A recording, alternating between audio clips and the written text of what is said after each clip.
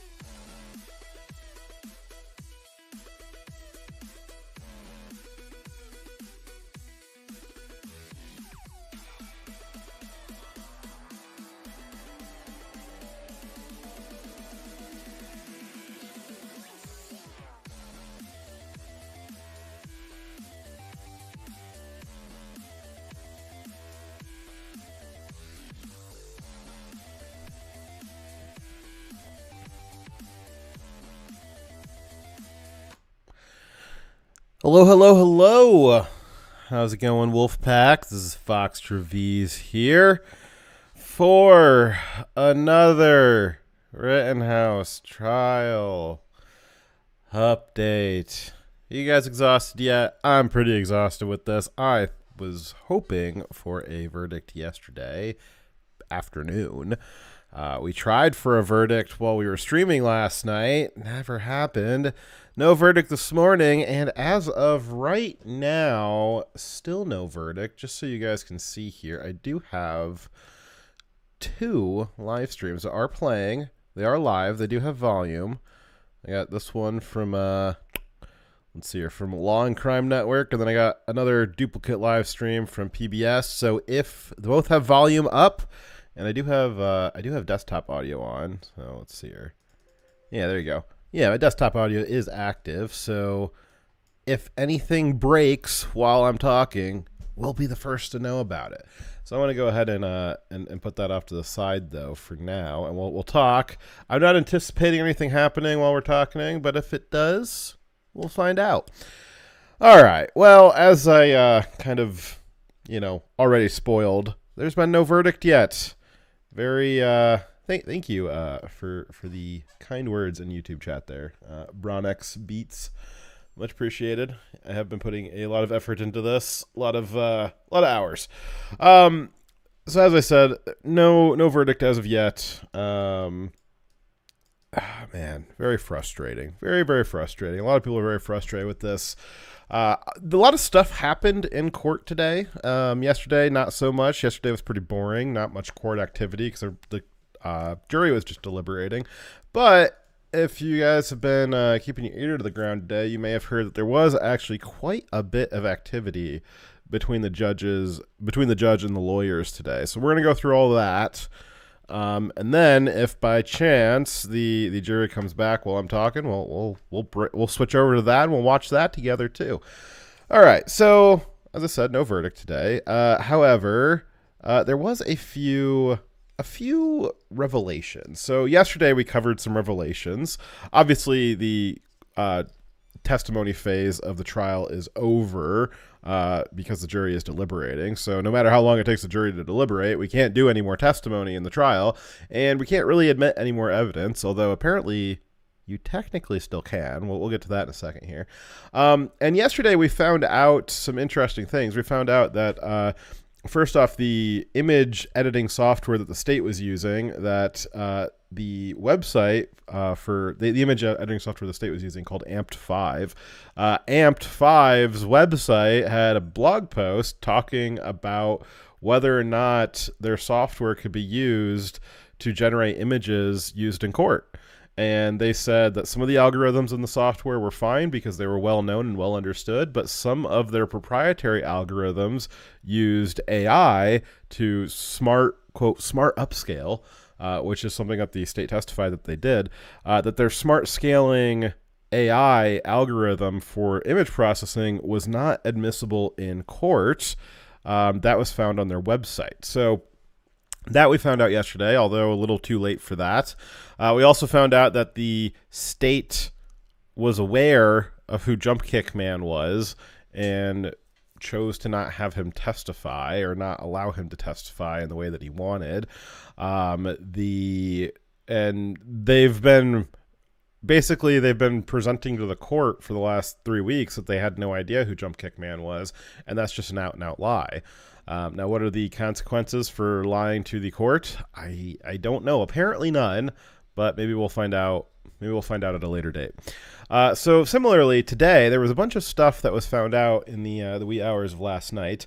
For instance, it was determined that the HD footage of Kyle, quote unquote, pointing a gun was not provided to Kyle's defense team. So we've seen this image that has been quoted as hocus pocus out of focus by Kyle's lawyers here in the closing. That's what they said. The video that image came from the quadcopter. Apparently, the state had a much higher resolution version of that video than what they provided to the defense team. How much difference? Well, this is a graphic that was created which represents the difference in the video size. So it turns out that the state prosecutor's video, again, this is the shaky quadcopter footage that allegedly shows Kyle pointing his gun at somebody, even though it doesn't really show that. The version of that video that the state was using to prosecute Kyle was 1920 across by 844 up. So that many pixels across and that many pixels down. And you can see the video that they provided to the defense was 480 by 212.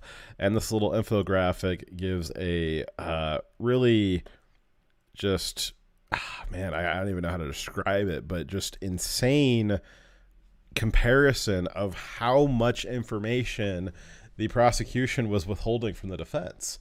Now, there was a lot of discussion in court about this today, which we're going to get into that. But just for starters, I mean, the difference in the sizing there is just immense. I mean, you're talking about a video with something like 16 times less detail. It's like the opposite of Fallout 76. It's 16 times less detail. So some of the other numbers on this, so we'll go through kind of haphazardly here. The general numbers on this are that again, you've got downsizing from 1920 to 480, which is a pretty big downsize.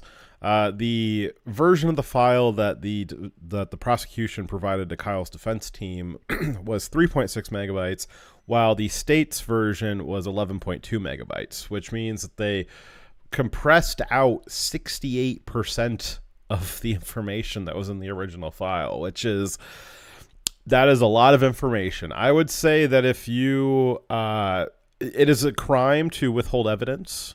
I would say that if you withheld 68% of the evidence, I would say that still constitutes, well, more or less a crime. I would say that. The burden of proof being on the state there, I would say that this was definitely, cutting a few of the pixels out. I also suspect, though this has not been proven, this is my speculation, I suspect that the state, when they created their composite image CGI rendering of Kyle not pointing a gun at somebody, I think that they actually downsized it first and then used Amped 5's smart resizing to re-upscale it. And that's how they were able to create so much interpolation noise, enough noise that they could create this Rorschach test for the jury and then suggest to the jury, you see Kyle pointing a gun at somebody, don't you? You see the butterfly, right? You see the two faces looking at each other, not the vase. No one sees the vase. The smart people see the two faces looking at each other, don't you know? And they were trying to do that with this blurry smudge of a video, which probably should not have been allowed into evidence, but we'll get into that some more. So again, this provides a very nice. This picture I got up on the screen provides a very nice. Let's see, a very nice, I guess, comparison for the size of the video. Let's see here. The actual video itself, it's been compiled out. Here are two frames, which you can see right away just how blurry the top one is. The top one is the copy provided to the defense team. The bottom one is the copy that the prosecution had. And you can see just right off the bat, just the whole image is much more blurry. But then if you try to zoom in and enhance, there's nothing to zoom in on with the lower resolution one. And Kyle's lawyers will actually, they actually said today that they had the higher resolution one, they thought the state was stupid. They're like, we got this low resolution video. We don't see anything in it. We don't see Kyle pointing a gun at anybody. There's really no need to address this because the jury is not going to be able to see anything in there. It's worthless evidence. And meanwhile, the state has this high resolution copy that they want to show the jury, not to mention their CGI frame edit they made. But Kyle's defense lawyers told the judge, if we had the high resolution copy and we could have seen a little bit more about what the state was attempting to interpret there, we would have had a different closing. We would have had a different strategy on defense. This withholding of evidence significantly altered what they chose to do throughout the trial because they thought that this was completely worthless. Now, it is completely worthless, but the worthlessness of it was only enhanced by downscaling it so dramatically. Alrighty, let's see here. Here is... Okay, so here's how we found out that the defense had a different version than the state. So this is a clip from, I think it was Friday, or maybe it was Monday. I can't remember which. It was either Friday or Monday. They were reviewing this in, actually, I think it was, maybe it had been Thursday even. Last week sometime. This is a clip from the judge and the lawyers reviewing the clip and deciding whether or not it could be admitted as evidence. And you'll listen to what Prosecutor Krause, commonly called Lunchbox, the fat guy, listen to what he says and how he says it when they're reviewing this footage here. This is the same quality as our version, is it? Yeah. This is the same quality as our version, is it? Yeah. Our version is much clearer. Yeah. Our version is much clearer. What do you mean our version is much clearer? What do you mean our version is much clearer? Shouldn't you have the same version? So this little throwaway comment that Krause made, he's even, kind of proud of himself. He's like, well, you guys weren't a bunch of dorks. You guys would have a much higher quality version like we do. And he thinks he's being coy there. Thinks he's being impressive. Like, oh, we have a much better version of it. Well, that little throwaway comment, apparently somebody from Kyle's defense team noticed that, and they realized, oh, wow, our version is a lot less high def than yours is. And so that's where all this came from, was from that throwaway comment last week. Let's see here. So, again, we'll keep talking through what the discussion in court was today, but just a little bit of a spoiler here. Apparently, handbrake is now trending in the United States. And why is that? Well, it was spotted on Krause's computer. So you can't really see it. I doubt you can see it from where you guys are at. I can barely see it because it's a pretty low resolution image, but this was a image that was clipped out of one of the live streams when Krause had his computer connected to the TV monitors. So as we know, all of the video coming out of the courtroom, all of the recording is being done by Courtroom TV. They have several cameras in the courtroom, as well as hookups to the TVs that are presented to the jury, so that they can also scrape whatever the jury is seeing. They can get that as a direct feed. So not only do they have their cameras, they have a duplicate feed from all the TVs. So what you're seeing on screen right now is a screen grab of the live stream when Court TV had put up one of their split streams from the TV. So this is what the jury would have been seeing when Krause was trying to play them the video. And what do we see on Krause's computer? Well, you can see that the folder that's selected is his desktop. And if you guys got Windows computers, I'm sure everybody's familiar. You click on your desktop in the File Explorer, and what's it show you? It shows you a file listing of all the icons on your desktop. Well, we can see, and you can read it up at the top here, and I can see it. I don't know if you guys will be able to see it because it's kind of blurry for me, and then you guys are seeing a compressed stream again. So I would head off to Twitter and try and find this image again if you want to see the original. But what you can see in this image is that on Krause's desktop, he has icons for a program called Format Factory and for a program called Handbrake. Now, what is Format Factory and what is Handbrake? Well, Format Factory, I'm not familiar with that program specifically, but I'm guessing from its name that it does something with formatting media. I know I'm not a detective here, but I think I'm hot on the case for what Format Factory does. This is going to become important later on because the state will vehemently deny that they intentionally down converted the video and sent that to the defense on purpose. Interesting, another little spoiler here is that after saying they were offended that the defense would suggest that the prosecutors intentionally sent them lower quality video, the judge says, well, why don't we put everybody under oath and you can explain to us what happened. And after that, the prosecuting attorneys, Binger and Krause, all of a sudden their story changed after the judge said, let's go under oath. So we'll get back into that in a second here. So we can guess what Format Factory is, and Handbrake is a little bit more nuanced. What does Handbrake do? So Handbrake, one of these had a explainer for what Handbrake was. There you go. Okay, so this is the Google card for Handbrake. You guys know if you type something into Google, sometimes it'll give you a little card that explains what it is. It usually scrapes that off of Wikipedia. So Handbrake is, according to Google, Handbrake is a free and open source transcoder for digital video files. It was originally developed in 2003 by Eric Petty, made to rip DVDs, yada, yada. So, Handbrake is a program, not a default Windows program. It's something you have to intentionally download. And it transcodes or edits video files. Krause said to the court that not only is it offensive to suggest that the state would intentionally send Kyle's defense team a lower quality video, but that it's ridiculous to suggest that Krause even knows how to edit videos. He's like, I'm not very tech literate. I wouldn't even know where to start on compressing. The idea that I would know how to compress is ridiculous.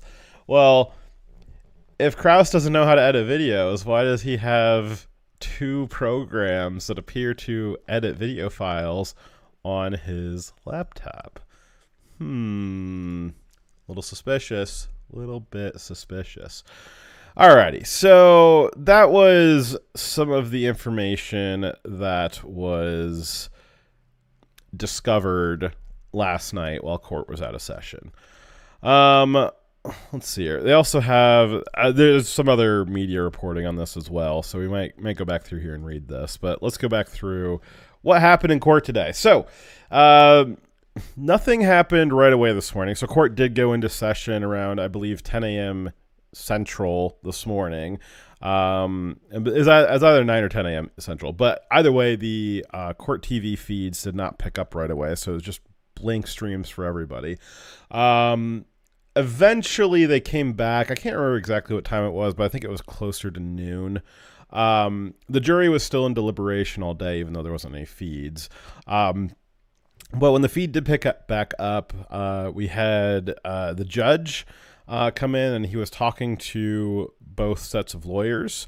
They discussed the jury had sent a note that they would like to see more video. So apparently the video files were not with the jury. They were able to see other kinds of evidence that weren't in video file format, but the video files themselves were not made available to the jury in their deliberation room. There was some discussion about why that is. It's kind of unique to Wisconsin, which we'll get into here in a bit. But basically, the jury wanted to see some specific video files.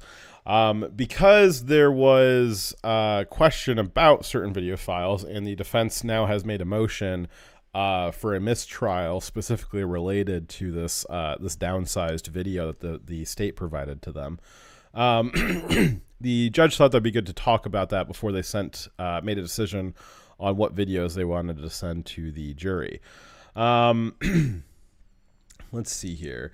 So the defense, so the state says that they would be fine with the jury watching the video, but the state said that they would like the jury to watch the videos on, quote, their laptops, because the files only work on their laptops, which is interesting. We saw some of this during the trial, actually, that the state, their evidence was only, quote unquote, visible when played from their laptops and through a specific 4K TV screen.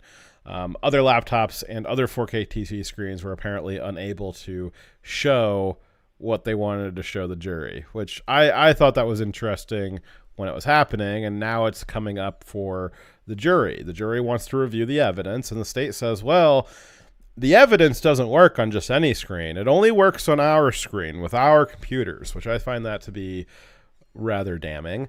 The defense objects to this and references that this whole thing with the video file. They also reference the Amped 5 scandal, which we covered last night, about how Amped 5's website says that the images processed with it are not to be used for evidence. And then the defense also brings up that the person known as Jump Kick Man was known to the prosecutors, and the prosecutors lied about it. The judge goes into this kind of wandering diatribe, not necessarily specifically in response to not specifically in response to anything that anyone said so far. He just talks for like almost 10 minutes, just kind of meandering about. But he references the media having issue. I'm sorry about that.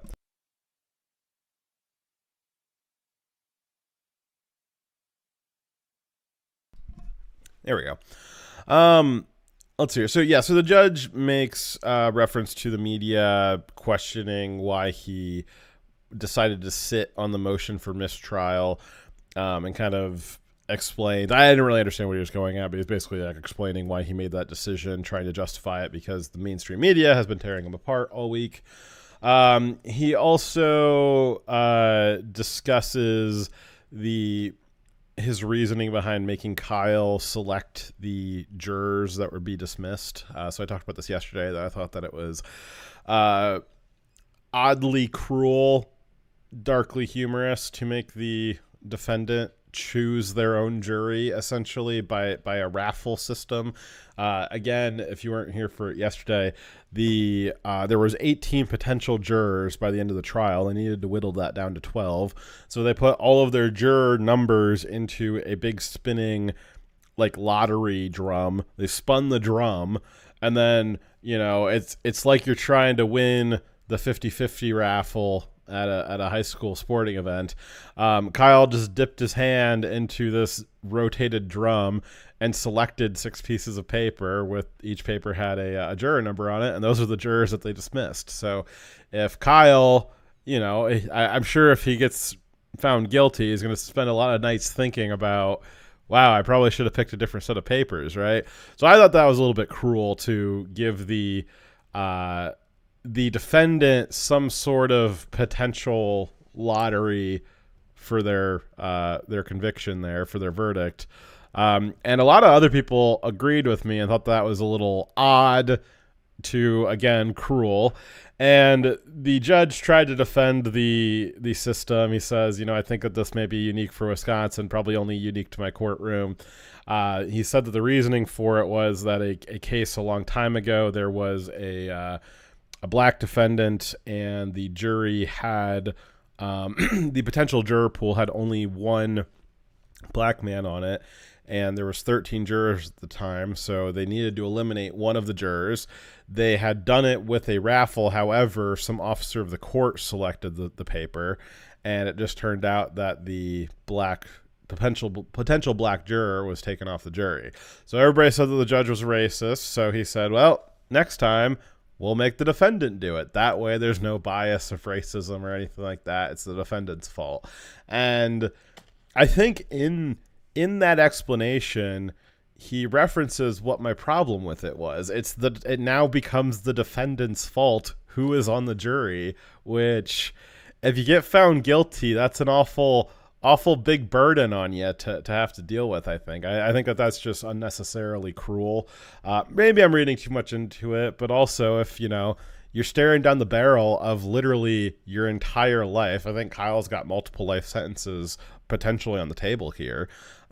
For him to have to draw by lottery the people that will be deciding whether or not he goes free or whether or not he spends the rest of his life in prison, that's a lot of burden to put on somebody. That's a pretty big game of chance.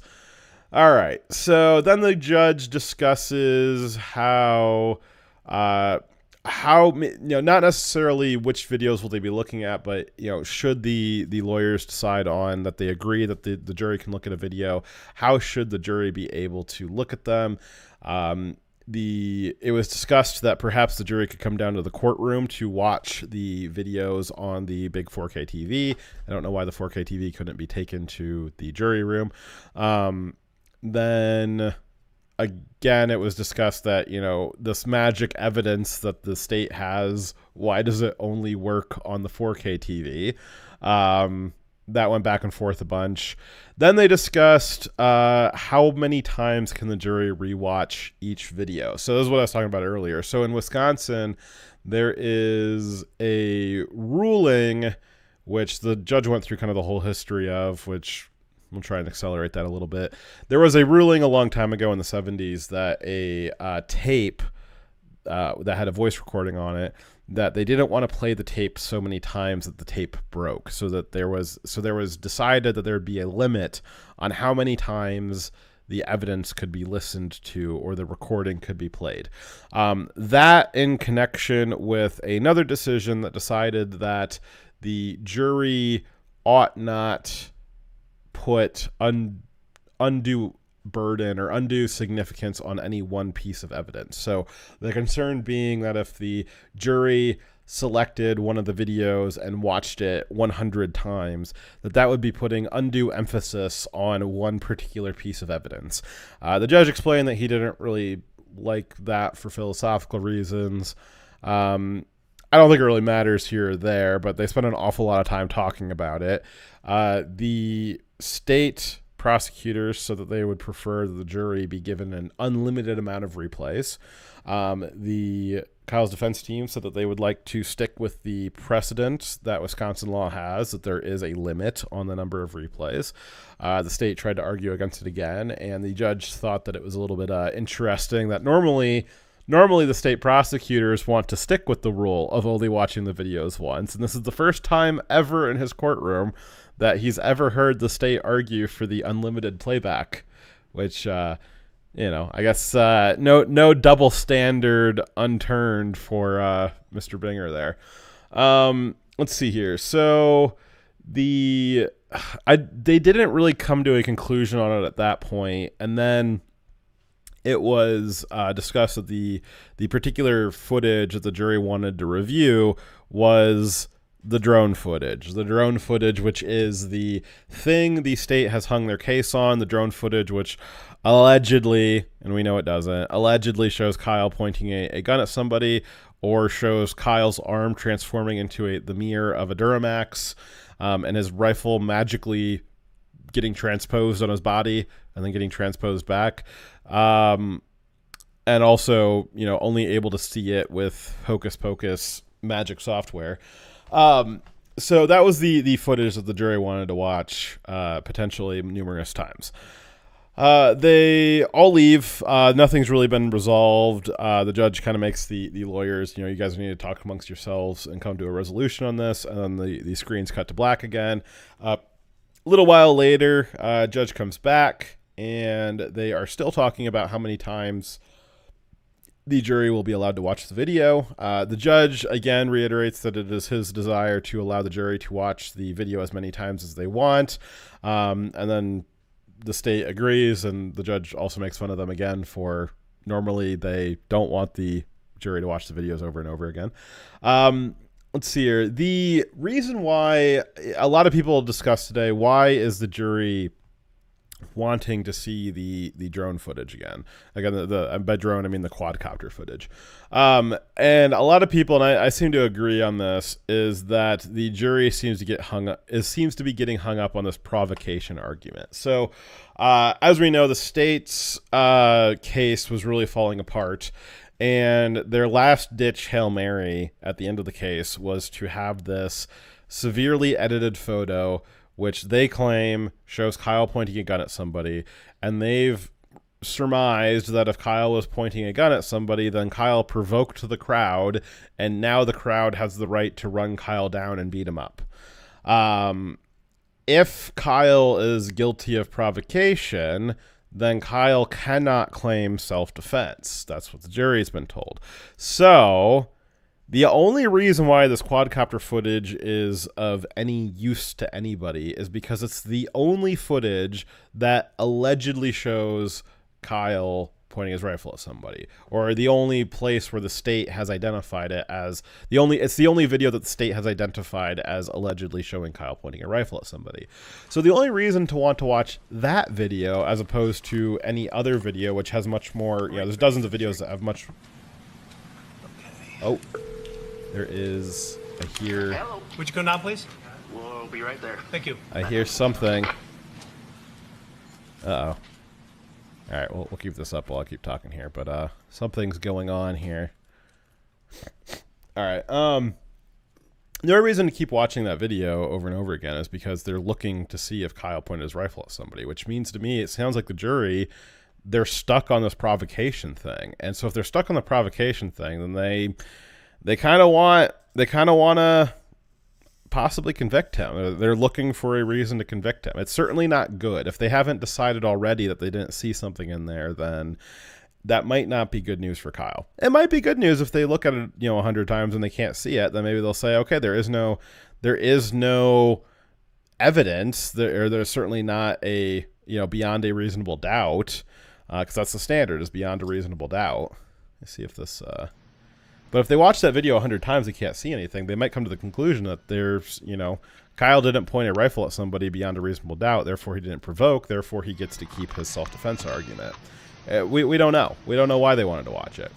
And we also don't know what is about to happen here. The judge might just continue talking with the lawyers about some of the stuff that was discussed earlier in the day, or maybe the jury comes back. I don't know. We might be able to... Good afternoon, folks. Might be watching the verdict break come for in. the day, and I'll let you decide again how many want to stick with the 9 o'clock.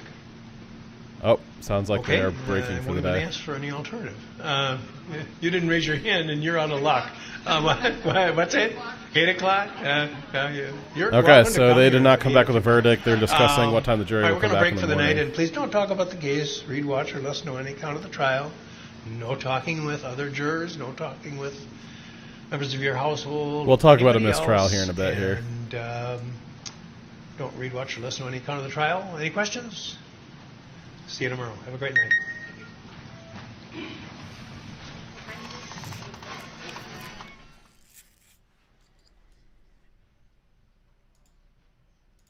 don't talk until all the jurors are in the room. You can talk, but not about the case. Okay. Let's see here. All right, let's see what they have to talk about. Real quick. So some of the stuff that they did, some of the other stuff that they did today was basically they got really hung up on whether or not this video got compressed. Now, obviously, it got compressed, but where did it get compressed at? The state has blamed Kyle's defense team for compressing the video by One of the accident. jurors said, "We didn't sit in your chair." So I'm glad that they're a jury that follows the rules. Right. Let's see here. All right. Anything else before we break for the day? I presume, Judge, that the 6 jurors that are the Oh, alternates yeah, good thing you are said. still around today? They are, and I'm glad you said something. I forgot all about it. We got to talk to that too. Want to ask Mrs. Herman if she'll bring those in? I want to talk to the other jurors, the 6. Is the court going to keep them around again for long? Yes. Good.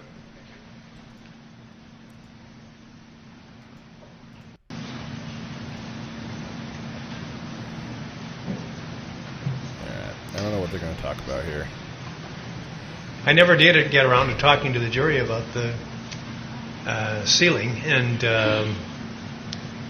this courtroom's almost 100 years old. One of the few things in the well, I think I'm the second oldest thing in the room. It was built in. Yeah, he's doing a history of the building. We'll see if he has anything else interesting to say. We'll rewind a little bit and we'll watch it if I see him say anything more interesting. Alrighty, so earlier in the day, the state tried to accuse the defense team of accidentally resizing the video. They had this very winding theory about how the state or how Kyle's defense team were using Androids, and perhaps the Android phones were the things compressing the video. The defense team countered saying, no, we received it on a laptop via Outlook, which doesn't compress videos. Also, typically, if an email program is going to be compressing a video, then it's going to be on the sender side, not the receiver side. The state had a bunch of other accusations that they threw out. They had some very odd stories about what the defense team might have done wrong. And then the judge said, well, why don't we put everybody under oath and we'll discuss it again, at which point the defense, or at which point, after being said that we're going to put it under oath, all of a sudden the state's story changed. So the original story from the state was that Krause, the big one, emailed the video on his iPhone, and one of Kyle's defense lawyers received it on Android, and that's what happened, and the Android compressed it. After being told that they would be put under oath, all of a sudden the story changed to not Krause sending it directly, but is actually Detective Howard, who must have accidentally compressed it, forwarded a compressed copy to Krause, and then Krause forwarded the compressed copy to Kyle's defense lawyers. So all of a sudden, after being threatened with going under oath about it, all of a sudden the state has now admitted that, oopsies, we're the ones that accidentally compressed the video. Our bad. Then the state tried to say that it wasn't a big deal. Kyle's attorney said that, quote, let's see what they got to say here. They avoided the subject, although they did discuss the fact that the courts do have the authority to order things that are necessary. And see if they got anything interesting to say. Well, anyway, then they tore up the ceiling, and still talking about the ceiling. And that's now they're investigating whether it can be restored. All right, we're not done. Oh, so that means you're not done, and I'm going to ask that you come back tomorrow at Okay, so now he's talking to the alternate jurors, the 6 jurors who were dismissed, but they maintain their alternate status. So if one of the other jurors, something happens, these 6 alternates, one of them will be activated. So Kyle's, after the state admitted that they compressed the video, Kyle's defense attorney said, yes, they coughed. Kyle's defense attorney said, quote, "I am finding it difficult to see this as a fair trial." He discussed that, when main portions of the state's video that, the state's relying on for their case, that those were not forwarded to the defense, not at full quality until after the case was, after the evidence was closed and the case had been, brought to trial and all that stuff. It's really difficult for this to be seen as a fair trial. Kyle's defense attorney stated that they would have conducted their arguments and their closing differently had they had the full quality video. Again, when they're looking at this super grainy video, they're thinking, well, the state's a bunch of idiots. They don't actually have anything in this video. There's really nothing to respond to here. And then the state uses a full quality video and starts showing the jury extra stuff. Had the state seen this extra stuff, maybe they would have been more prepared to. It looks like everybody's being dismissed. If they had seen the more high quality video, they could have more easily debunked what the state was presuming to see. But they were not given that opportunity because the state, oopsies, accidentally compressed the video. All right, looks like that's it for the night. Alrighty. Alrighty. So at that point, Kyle's attorney again asked for another mistrial. So they are going to file a motion for an additional mistrial. They've already filed a motion for a mistrial with prejudice. They are now filing a motion for a mistrial without prejudice, which means that without prejudice means that Kyle would potentially be retried on all of this again, which would be horrific. That'd be an absolute, it's a miscarriage of justice that this was brought to court one time with the lack of evidence. It will be an absolute atrocity if it is brought to court twice. That is just not, that cannot be. Let's see here. The state again counters that, well, it was just a technical glitch. I don't know if we want to do a full mistrial for an accidental technical glitch. And Kyle's lawyer explains, you're talking about life without parole for my client. You cannot send this kid to jail for life without parole on a technical glitch.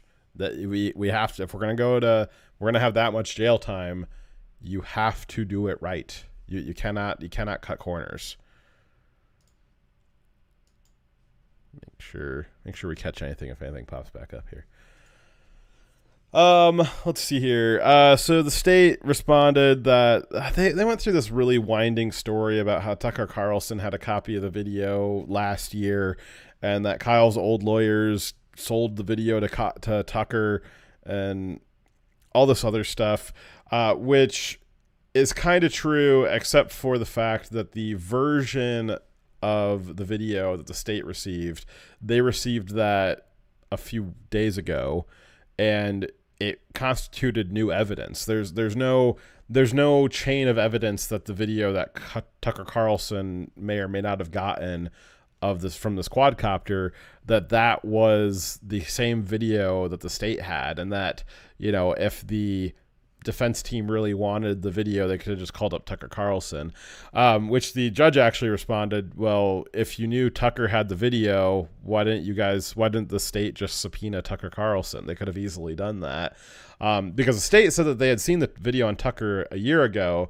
but they'd been unable to find the original until somebody, and this was their story. So apparently that quadcopter footage, some unnamed person with a thumb drive dropped off the HD version of the quadcopter footage at the law offices of Binger over the weekend. That's what they said. It was like 2 weekends ago they did this, which seems very odd for that to be like the chain of custody for evidence, that you just, we found this video on a thumb drive from an unknown person. That seemed pretty weird. But they said that they had known that this video existed. They just hadn't been unable to find it. And so the judge questioned, well, if you knew that it existed and you knew that Tucker Carlson had it, why didn't you just subpoena Tucker Carlson? The state didn't really have a good answer for that. So because this video didn't come from Tucker Carlson, because it constituted a new evidence, essentially, even if it was the same video, the state was obligated to send that at full resolution to Kyle's team, and they failed to do that. You cannot send a kid to jail for his whole life. I mean, we're talking about 80, 90 years. You can't send him to jail for that long and do the evidence tracking wrong, especially if this is going to be the key piece of evidence, right? If this is going to be the key piece of evidence that puts Kyle away, that you cannot have these kinds of errors with how you handled the evidence. The judge reiterated to the state that he had warned them about this grainy footage. The defense team had tried to get this grainy footage rejected from evidence last week. The judge said, very begrudgingly, he accepted and allowed it to become into evidence. He allowed it to be shown into the jury. But he had warned last week that because it was so grainy, because nobody from the state understood how the image processing software worked, that if it turned out that this was not a scientifically or technologically valid method of editing photos, that it was very risky to place their entire case on this edited photo and this highly edited video. The judge had warned them about that. And so the judge brought that back up today, that I warned you that there would be a day of reckoning on this particular video. And now that there's even more problems with it, again, with the chain of custody being broken, with the defense being sent the wrong version of it, the judge said, quote, "This could get very ugly." They are actually, they didn't do it yet, but there's actually the possibility that this problem with the video, the fact that the defense didn't have it, and the fact that the defense team would have had a different legal strategy if they had the full resolution video, that they might actually pause jury deliberation. That this might become such a big deal that they will pause jury deliberation for a completely unknown amount of time. Could be hours, could be days, could be weeks, while they try to figure out what happened here. It's actually seems likely at this point that either Krause or Binger committed a crime. They may have actually committed a prosecutable crime in tampering with evidence if it turns out that they purposefully sent a lower quality video to the defense. Now, all this talk about the stupid video that shows Kyle getting chased by so many frames of this video show Kyle getting chased down by a pedophile, and only 3 frames of it don't show what the state is trying to say that it shows, even though it doesn't show in there. So much effort is going into this video, and it's a problem because this case should not be about this video. The case should not be about a couple of pixels that you can't see anything in. There's so much video evidence in this case. There is so much testimony in this case. There's so much more clear footage of that specific moment in time. The specific moment in time that the state is alleging the quadcopter footage shows Kyle pointing a rifle at somebody, there's 3 other angles of that footage that doesn't show Kyle pointing a rifle at anybody. Nobody who was there at the moment testified they saw Kyle pointing a rifle at anybody. Every other angle shows Kyle pointing his rifle low ready down into the left, whereas the state is proclaiming that these 3 frames on this one specific video show Kyle somehow holding his rifle at a 45-degree angle into the air like he's hunting pheasants. Somehow he got it up in the air to the holding it backwards with his left hand. Completely ridiculous. So the idea that this whole thing is coming down to this video, that this might make or break Kyle's case here, is actually pretty ridiculous. What happened that night was the police and the city and all the civil servants decided that they were going to abandon Kyle's community, and it is his community, that they were going to abandon his community to the anarchy and the tyranny of leftist mobsters to destroy their business fronts, harm their lives, bash the skulls in of business owners as they had on the night before. And this teenager said, no, not in my town, not in my town. And then proceeded to be very calm and kind to even the rioters, providing them medical aid throughout the night, providing much needed service to the business owners of Kenosha, and from other people's testimony, disarming what would have been otherwise violent situations by coming in and calming people down. This kid then gets chased down by a pedophile, then gets chased down by a serial domestic abuser and gets kicked in the face by another domestic abuser who we now know Jump Kick Man has a really long rap sheet.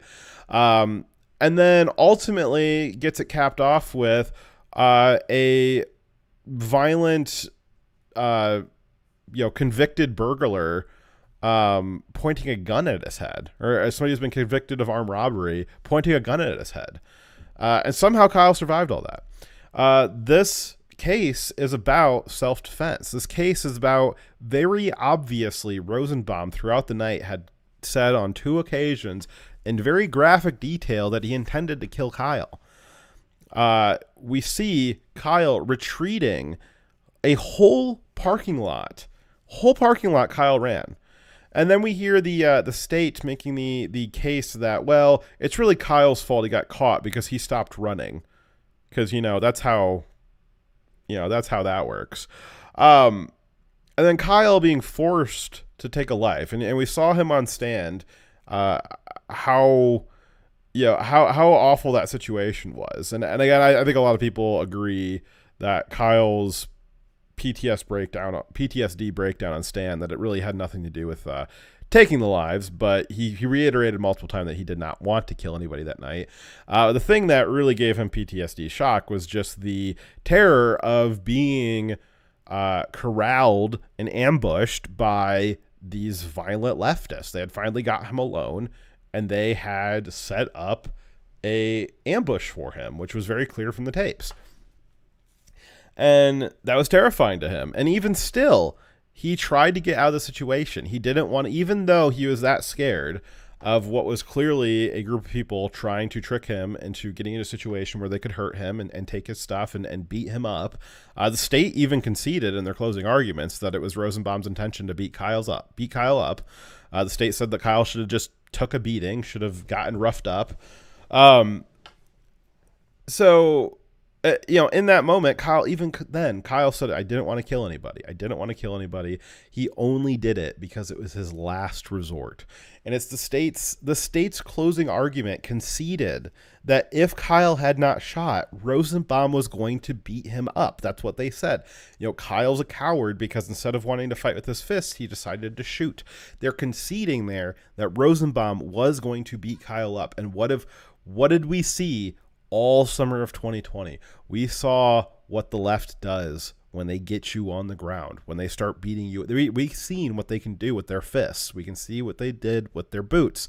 There was, for all the people that died as a direct result of the riots in the summer of 2020 that were killed by BLM, that were burned alive inside their small businesses, that were hunted down and executed in the streets, for all of those people, something like 30 people, you had hundreds of people who have, survived, but with life-changing injuries after being curb stomped and beat unconscious and drop kicked and beat with skateboards and shot in less life-threatening places. We've seen, the way the state makes it sound is like, it's just just get a little roughed up behind the playground there. No, we've seen what happens when the left gets you on the ground and we've seen what they can do with their fists and their feet. And so the state has already conceded that's what Rosenbaum intended to do to Kyle. And so the idea that we're spending so much time talking about this video and that the jury even wants to look at it is kind of missing the point. The point is, this was clear-cut self-defense. The idea that this is going to come down to 3 frames, 10 pixels across. I mean, to say it's a miscarriage of justice is, a little bit redundant, because again, it's my position that the fact that this case was ever brought to trial at all is a miscarriage of justice. Even if Kyle gets found innocent in this, or found not guilty in this, it will still have been a miscarriage of justice that it was brought to court at all. The court system is not there to prosecute or to harass you. The court system is not there to harass you simply because you are at odds with the political party in power. And that's what's going on right now.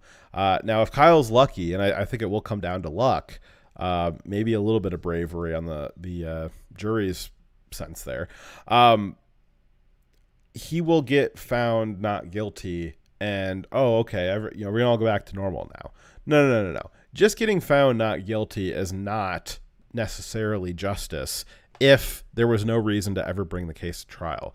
And it is clear that there was no reason to ever bring the case to trial. This video that the state has put their entire, all their eggs into this basket of this video, they've selected 3 frames, 10 pixels across, to rest their entire case on, that Kyle provoked the entire situation. They even said Kyle provoked the situation just by merely having a gun there. But if Kyle had just stood there and not done anything, him merely having a weapon, that was provocation enough. That there is no case here. The idea that this was brought to trial at all, there is no case here. And it is not feeling very good right now for anybody that a case that should never have come to trial, that it will possibly come down to 3 frames, 10 pixels across. All right. Well, let me read through chat here real quick. We'll see if you guys have anything else to say, and we'll head off after that. So, if the pixels don't fit, you must have quit. I agree. I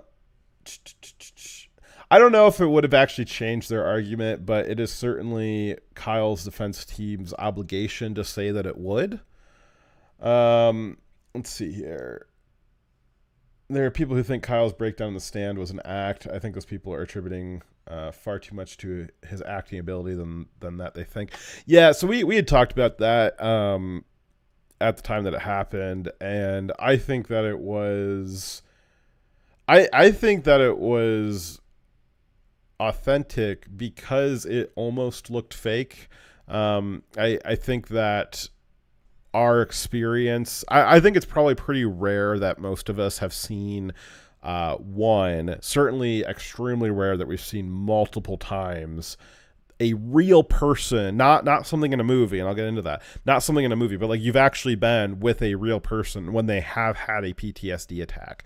That's probably really rare for most of us. That's probably really rare for most people, that you've been with a person when they have had a the left has co-opted this word, but it did have a meaning at one point, so we're going to try and use its traditional meaning.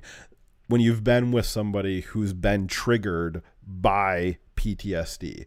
It's very rare that any of us have been with somebody who's actually genuinely been triggered like that. Certainly I don't mean that in the colloquial woke sense.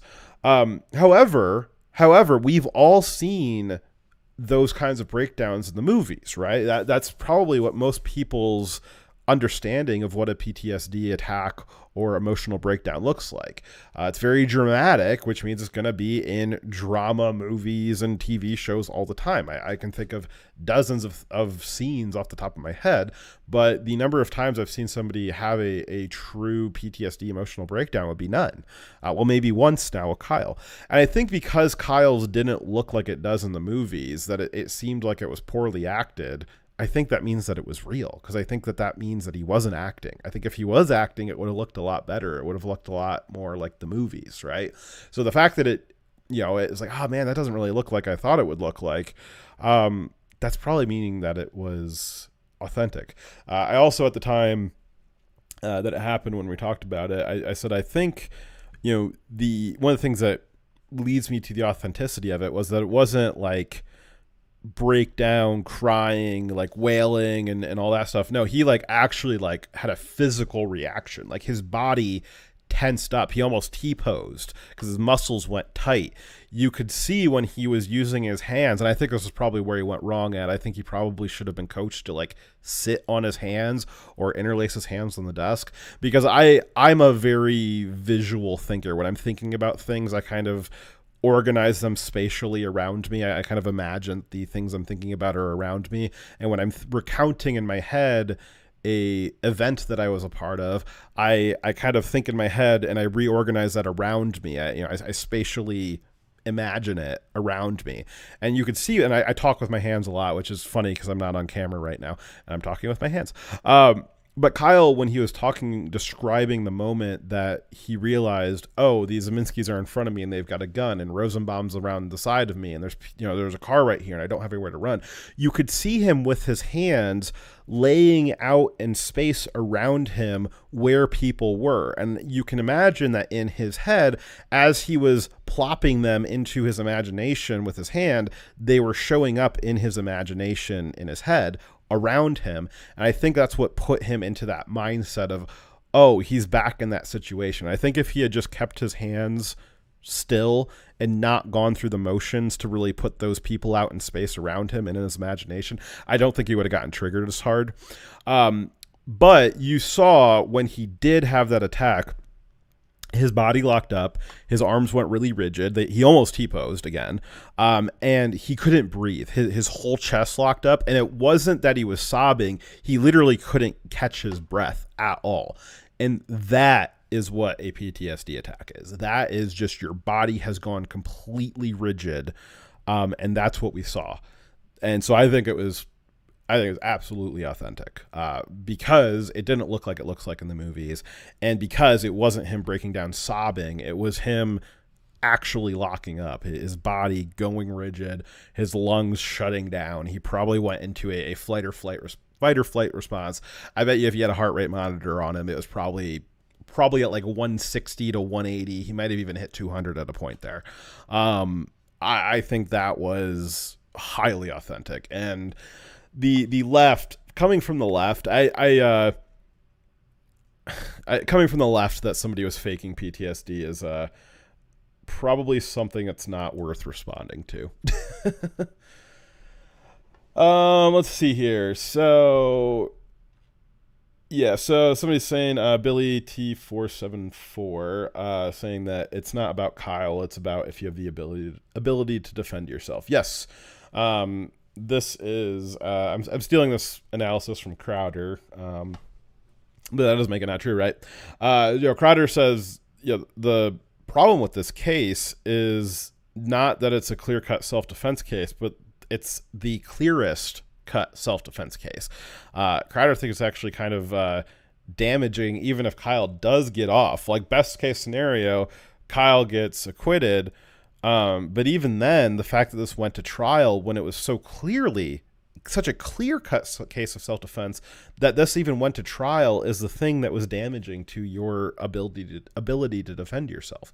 When you've got 12, and I don't think I'm exaggerating, 12 different camera angles and a couple hours of video covering, 3 minutes in space-time of you having a self-defense shooting incident, that never happens. You never have video of the person attacking you claiming that they are, promising to kill you twice, making an intent of motive. You never have that. And so this case was such a layup. This was such a layup of self-defense. The fact that it even went to trial, that is the thing that is problematic to your ability to defend yourself. Now, if Kyle gets convicted, absolutely. I mean, that's, self-defense is just over in this country, right?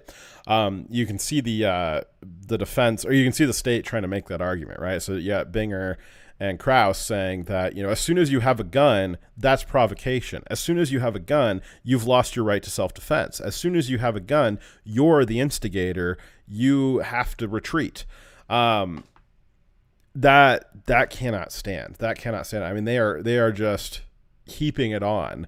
Now, if if Kyle is convicted, this will set precedent in Wisconsin only. So let's be clear about that.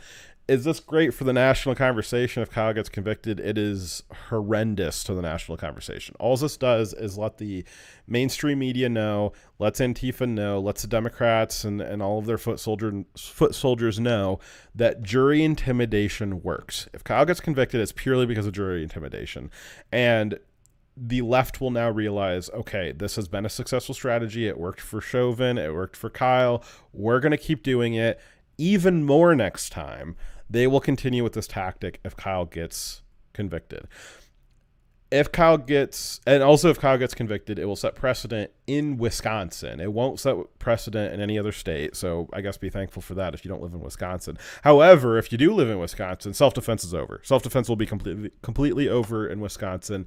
If you even, if somebody's beating you up and you happen to sneeze and they get COVID, you're going to get put away for life. There is no even little bit of self-defense at all anymore. Self-defense is totally dead in Wisconsin if Kyle gets convicted.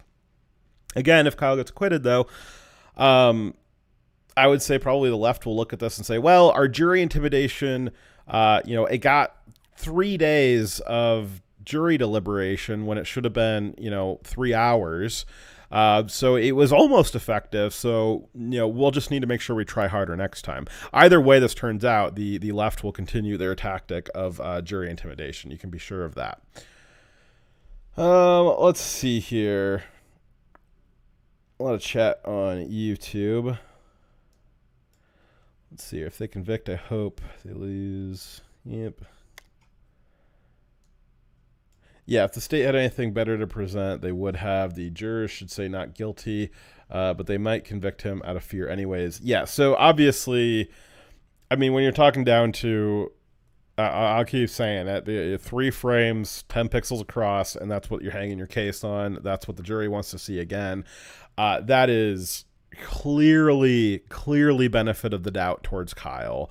To say that it's not is totally ridiculous. It is a complete misunderstanding of what benefit of the doubt means. It means if there's doubt, which I don't know how you could possibly have confidence in 3 frames and 10 pixels. That's certainly not confidence inspiring. I would say that that's pretty doubtful. And any place that there's doubt, if there's any doubt at all that shows Kyle pointing his rifle at somebody, then Kyle gets the benefit of the doubt. And there's no way to look at that picture confidently. That has to go towards benefit of the doubt. That has to go towards Kyle's favor. But unfortunately, that's just not how the world works anymore, which means that the court system is effectively broken. I think it's been broken for the political outsiders for a while. It's been broken for the plebs for a while. Because you look at what Binger and Krause are doing right now, and this one just happens to be on camera. You got to imagine they've been doing this stuff before. In fact, Kreider's team has does some pretty good sleuthing on this, and Binger he actually really enjoys self-defense cases, prosecuting them anyways. And he previously in 2019. He had another self-defense case, which he did some funny business in and tried to over-prosecute on. So this is something that they do all the time. And I'm sure, your hometown probably has some kind of prosecutor who's like that too, and just nobody knows. This is probably all over the place. That they all go to the same schools. This is just kind of the way the world works now. So your only protection at this point certainly isn't the Constitution, especially with what it was just found that the FBI has been doing. Your only protection at this point is just the crowd. You just got to hope that your number doesn't come up when the FBI gets bored one day, or when Antifa is going around bashing skulls, maybe they don't pick you. They can only bash so many skulls, right? So chances are it won't be you. The FBI can only raid so many PTA parents' homes, so it might not be you. As of right now, that's your only defense. Because certainly, if you get pulled up on false charges and taken to court, I mean, what happened in the what happened in the Soviet courts? There really wasn't much arguing out of those, were they? Alrighty, let's see here. What else do we got? Yeah, the jury thinks that convicting will foolishly save them. I think that some of them think that for sure. The fact that they didn't come out in 5 minutes saying that he's innocent on all counts shows how far we've gone. Let's see here. Yeah. Yeah. I mean, I think I've made my points pretty clear here. I was expecting that this would be the last stream. I was expecting to give you guys a verdict today. But it seemed by like noon that was definitely not going to happen. I suppose at this point, I don't know if there's going to be a verdict tomorrow. I really don't. I think that if there was going to be a verdict tomorrow, the jury probably would have just said, we're going to stay for a few more hours tonight and just get it done. I will be not surprised if there's no verdict tomorrow, which is pretty exhausting. So I guess I'll be back tomorrow. At a certain point, we might skip a day or just wait till the verdict. I guess if there's interesting stuff that happens in court tomorrow, like more discussion about this video and what happens with the various motions, I guess we'll talk about that. If there's a verdict, definitely we'll talk. But I don't know. I'm considering whether or not. I'm trying to figure out if this is worth continuing to do. I think today definitely was. Yesterday was probably questionable, but also we thought yesterday that while I was streaming that maybe we'd get a verdict then. So I guess we'll kind of keep playing it by ear, see if there's anything interesting to talk about tomorrow. If I skip tomorrow, I'll definitely be back for whenever the verdict happens. So fear not on that.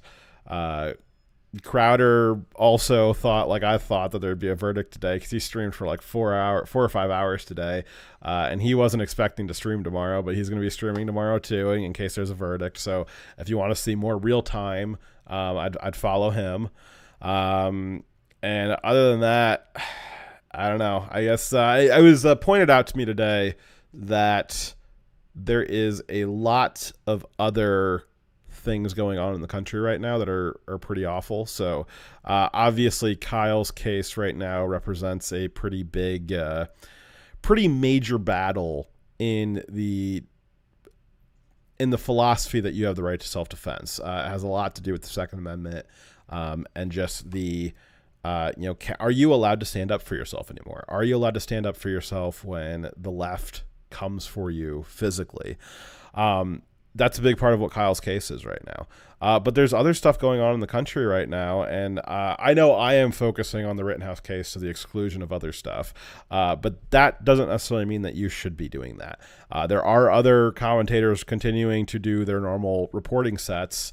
I, however, am not. I'm focusing on Rittenhouse to the exclusion of most other things, but there are other things going on that I would say that, especially at this point in the trial, until there's a verdict, those things need to be focused on too. I'd say that the FBI revelation that they have been activating Patriot Act programs against parents for going to their school board meetings, that's pretty big. I think that's something that's worthy of your attention at the same time that you're giving attention to the Rittenhouse trial.